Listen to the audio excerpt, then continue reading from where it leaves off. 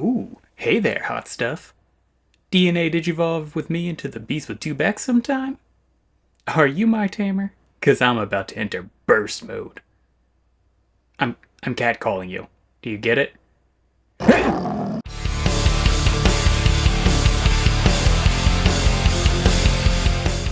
Hey guys, I'm the Digi-Ologist, and today we've got another Digi-Ecology lesson for you. But before we get to that, a quick correction.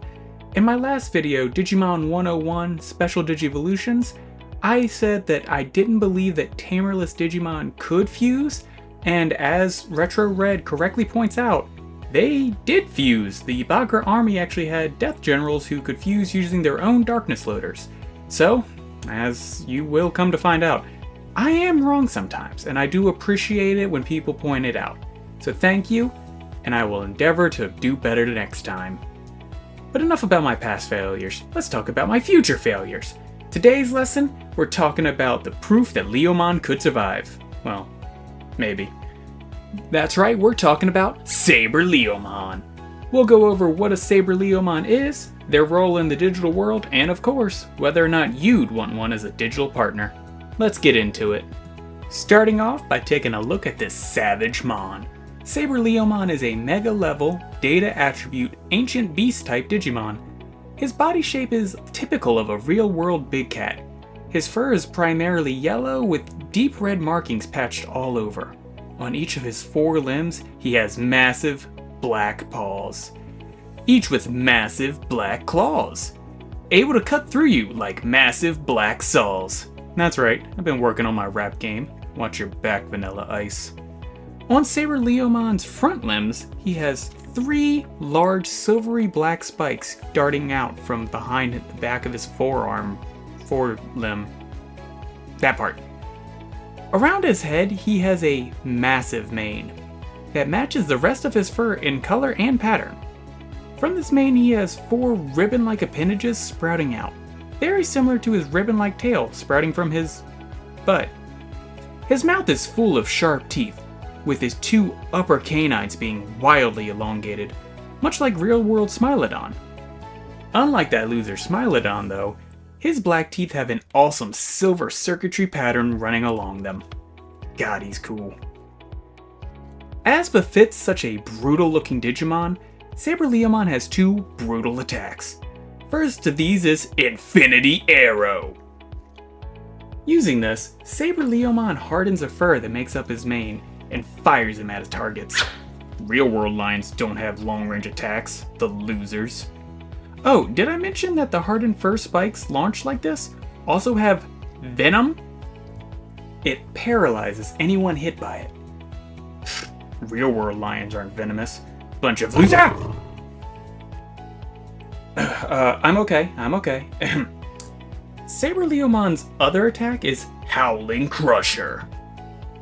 This attack has Saberleomon use his big, black claws to tear apart his prey.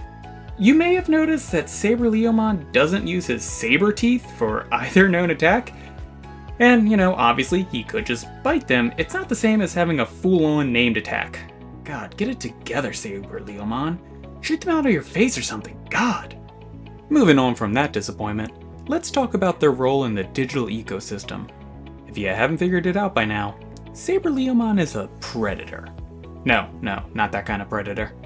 His sharp claws, teeth, and fur make it near impossible for anything to survive once Saberleomon begins to hunt it. Much like real-world tigers, Saberleomon is an ambush predator. I don't say that because he hides and stalks his prey, which, he could do, but rather because he is capable of reaching Mach 1. Every attack is an ambush when you're moving at the speed of sound.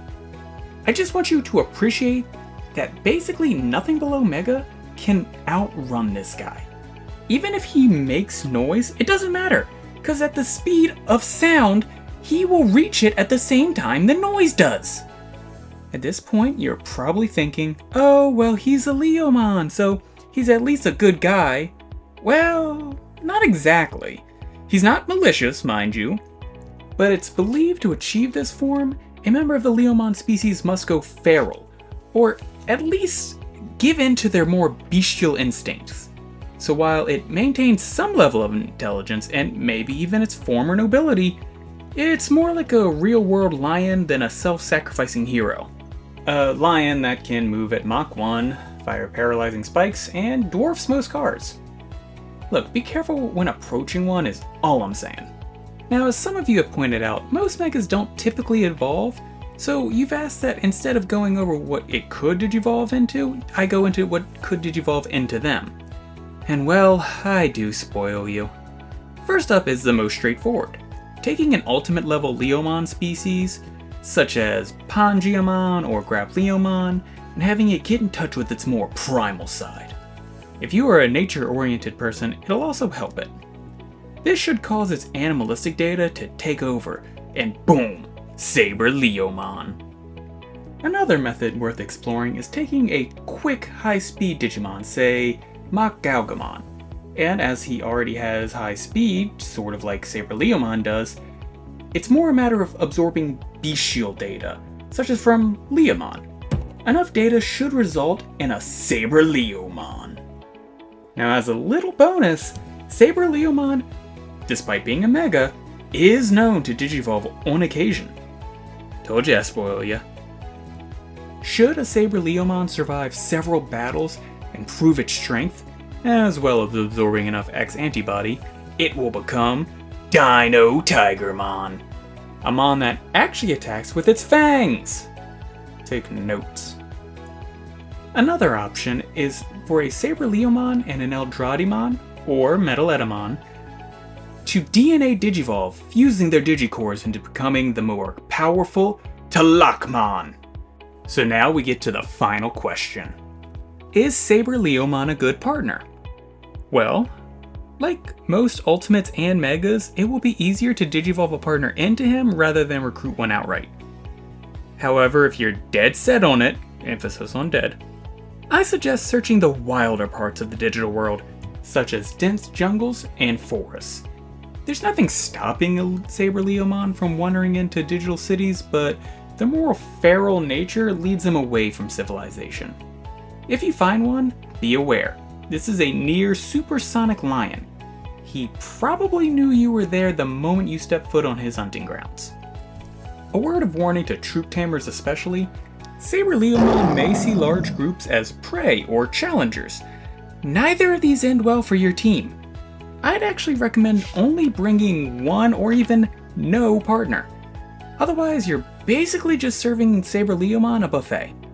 Now, if you are able to approach him, be respectful. He may act feral at times, but he is intelligent, and he knows if you're being rude. The best bet to recruiting him, in my opinion, is going with the kindred spirit approach. Show him you also believe in the survival of the fittest, and tapping into your wild side. Tell him you want to hunt and fight with him, or even compete in hunts against him. This may intrigue him enough to join you, but keep in mind, you will have to uphold your promise of hunting. R.I.P. Bambi's mom, and probably everybody else.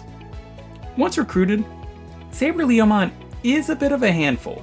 His predatory drive is eclipsed only by Hollywood elites, and he's not exactly a house cat. Saberleomon needs space, in either the digital world or our own. So cities, kind of out of the question. He's a lion the size of a truck, so he's also a little noticeable. But if you can handle that, you'll also see a lot of benefit. He is a beast in a fight, and his paralyzing attacks can stop even other megas. As a Leomon species, he does have a bit of that noble protector spirit, so say goodbye to your bullies. And of course, my favorite benefit, if he agrees, you can ride on his back. Nice Mustang.